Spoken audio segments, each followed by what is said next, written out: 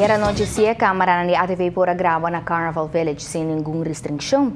Band Orama patrocinar para Roma Trading a era apresentar concerto grátis para o público na banda na maneira Youth Extreme, The Failures, Upgrade Music e também Le Groove.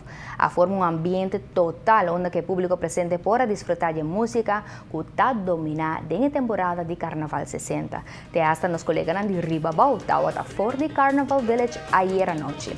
Por esperar mais esse tipo de atividade aqui no próximo dia na Miranda, que falta apenas 2 semanas só mais para a temporada de Carnaval.